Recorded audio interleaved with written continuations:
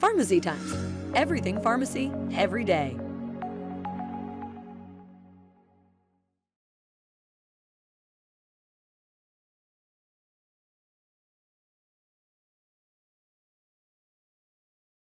So flu season is what we kind of refer to it as. It's definitely our time to shine as pharmacists. We don't like that people get the flu. Unfortunately, that's just part of, being on this earth. But we definitely love protecting our patients. The number one way is definitely by immunizing. Flu shots, COVID vaccines, whatever it may be. Immunizations definitely help prevent the illness and definitely lessen the severity if taken. As far as the testing goes, our pharmacist will help the patient self-administer the test. We don't specifically test them and swab them, but they will make an appointment and come visit us through our drive-through locations, just so we're not exposing any germs to our colleagues. And we will walk them through the testing. The test itself, if you want to know a little bit about pricing, costs $29.99. It does have a pharmacist assessment evaluation fee, which is $45. HSA and FSAs cover that. So most people have those that help cover that.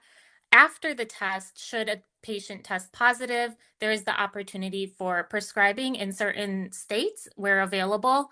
Once the pharmacist evaluates their results, we can prescribe medications that will help lessen the severity of their flu.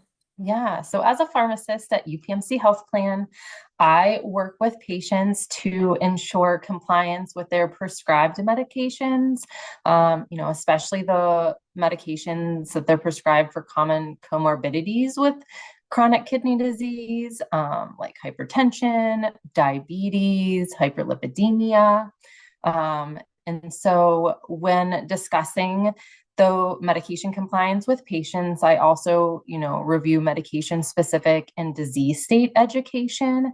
In addition to the patient's facing education, I also complete medication profile reviews to identify potential drug related problems, in addition to monitoring labs for potential dose adjustments.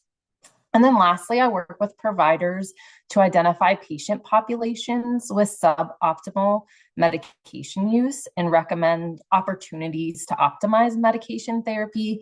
And again, kind of really looking at medications that may need that renal dose adjustment. I think we're in a unique position as pharmacists to help our members. Of course, we have the drug knowledge. We also have that additional knowledge in things like testing supplies and lab goals. But as we know, pharmacists are also considered to be among the most trusted healthcare professionals. So I think that can lead our members to maybe feeling a little bit more comfortable to disclose some of those social issues that we had talked about earlier.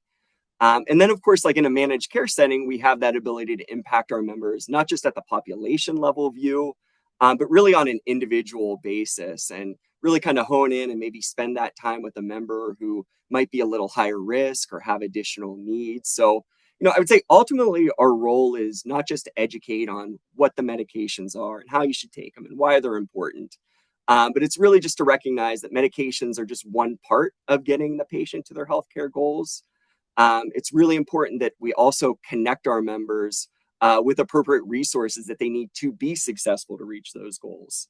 And that's why we have these bidirectional communication channels at UPMC, with kind of those resources that we had talked about earlier, like my colleagues that are here on the line with us today. Yeah, we see pharmacists and our role as the medication expert on these teams, thanks to our extensive training and education, along with board credentialing. And when it comes to the integration on the healthcare team, I want to first highlight collaborative practice agreements, or CPAs, since this allows a board certified psychiatric pharmacist, or a BCPP, to manage medications under a prescriber and can increase the capacity to serve more patients. And depending on the agreement, this may include prescribing medications and allows pharmacists to make changes at the point of care versus having the prescriber to make these changes later, which can significantly reduce prescriber burden and minimize delays in needed adjustments.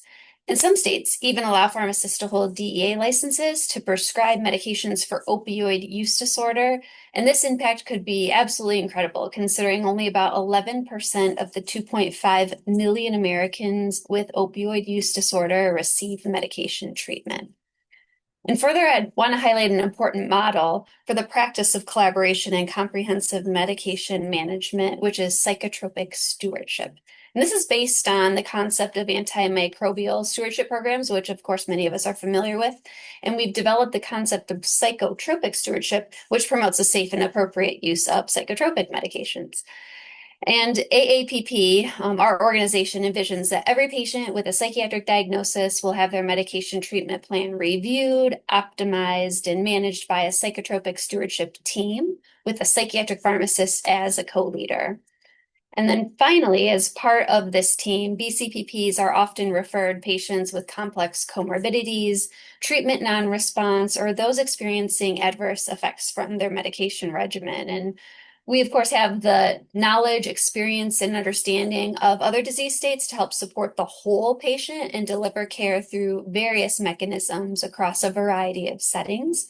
And you can find diverse delivery of care models and their impact on our website at aapp.org, which highlights practice profiles of BCPPs who are supporting providers in primary care, reaching patients through rural areas through telehealth, or in clinics managing medications for opioid use disorder, among many others.